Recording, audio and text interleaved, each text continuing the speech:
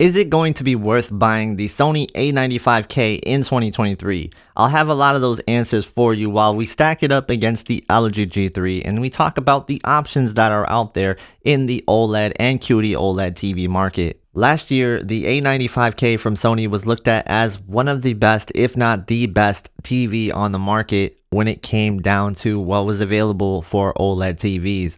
Now, when we're looking at this year's comparison, this is the LG G3, and I gotta say that it was holding its own with the A95K in mind. It is definitely more of a competition this year than it was last year with the G2, where I felt like the A95K last year did handedly beat the G2 quite easily. This year, the A95K can match with the G3's brightness in most scenes, but there are going to be a select amount of scenes that the G3 can get brighter. And when it comes down to color brightness, again, QD-OLED is going to reign supreme there when we're talking about MLA technology versus the QD-OLED technology. Because at the end of the day, MLA is still WOLED, and it will still have its limitations as far as color goes, and as far as screen uniformity goes. QD-OLED will be superior in those areas. Now, how much of a jump is it really to get QD-OLED versus MLA? It's not a huge jump, and honestly, MLA does a really great job with colors for the most part, and it's only going to be select scenes where you see the difference of QD-OLED versus MLA. But as far as brightness goes, the actual pure brightness of the TV, the G3 is going to be the winner here. The G3 can punch above where the A95K can. From what I can see, the G3 is the brightest OLED TV that I have reviewed yet, and it is definitely standing on its own. When we're talking about some of the brighter scenes next to the A95K, you can see differences there, and that's a lot like what I saw when I had the S95C next to the G3 as well. Sometimes the S95C did look brighter than the G3, and sometimes the G3 looked brighter than the S95C. I would say if you're a fan of the more exaggerated modes, then you might like the G3 a little bit better because it can really stretch those modes out and kind of stand on its own 2 feet next to the A95K, and it will look brighter than the A95K in those modes. But once you move it into those accurate modes, then you're really going to be nitpicking between the two TVs as they do look very identical in a lot of scenes. Now, when we're talking about the included features and what's included in the box, we're talking about having a stand with the A95K, and it's kind of a weird stand. It is more of a slanted stand, and you don't have anywhere to put a soundbar because the soundbar is going to block the TV. So if you're going to get a soundbar, this is not probably the solution for you unless you're going to find a way to mount the TV anyway. So I do think that if you're a soundbar user, both of these TVs kind of need a little bit of workarounds.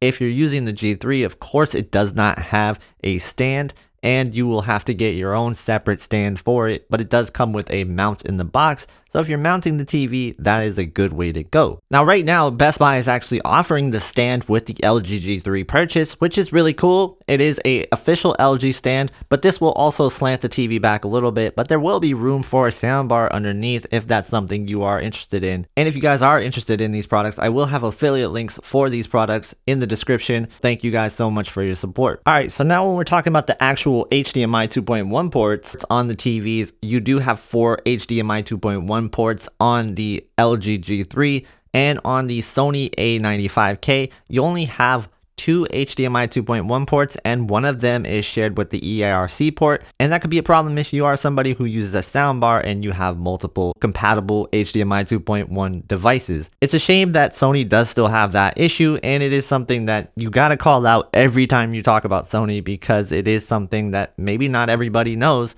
about Sony, and you just kind of expect to have HDMI 2.1 on all 4 ports, but that is not the case with Sony TVs. Again, I find it a bit ridiculous, to be honest with you. Now, if you agree with that statement or you like the video so far, please do me a favor and give the thumbs up button a tap. Thank you so much. When it comes down to the gaming features, game optimizer mode on the LG G3 for gaming is fantastic, and there is a lot of different options with that game optimizer in mind. Now, Sony is recently pushing an update where you will be able to get a very similar feature on the Sony A95K with their game bar menu.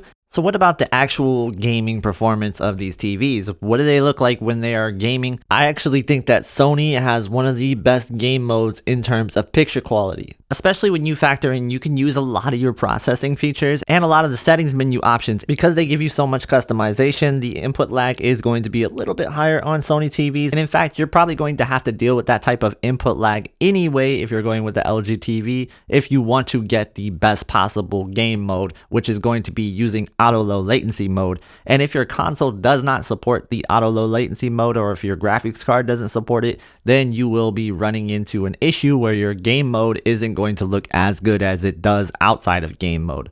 So that is a problem, and your color vibrancy will be noticeably worse. So overall, things will not look as bright and colorful when they are inside of game mode. This is a big issue, and I hope LG addresses it in a future update so we don't have to talk about it much longer. One more note about gaming: when it comes down to upscaling video games that are 1080p, 720p, for example, like the Nintendo Switch games, you are getting a ridiculously good upscaling experience out of these Sony TVs, and you could even go a step further with it by using reality creation with your games. It adds another dimension to games, especially the lower resolution games that you want to clean up a little bit. Now, as far as sound goes for the TV speakers, the LG G3 was not impressive at all, and I really liked the A95K speakers. I think Sony always knocks it out of the park when it comes down to their speaker system that is in their OLED TVs, and this is no exception here. That it is a really great speaker system for a TV. So if you're asking, does the A95K still stack up to the LG G3 in 2023? It does. It absolutely does, and I honestly would take the A95K still over the LG G3 if you are in that 55-65 inch range where the A95K is available to you, because of course there is no 77 inch A95K, and for that I would go with the S90C if I'm looking in that area. Now the A95K does feel still a little bit too pricey. Will you be able to get it at a cheaper price soon? I do think so. Especially once the A95L is out, you will see these prices go down.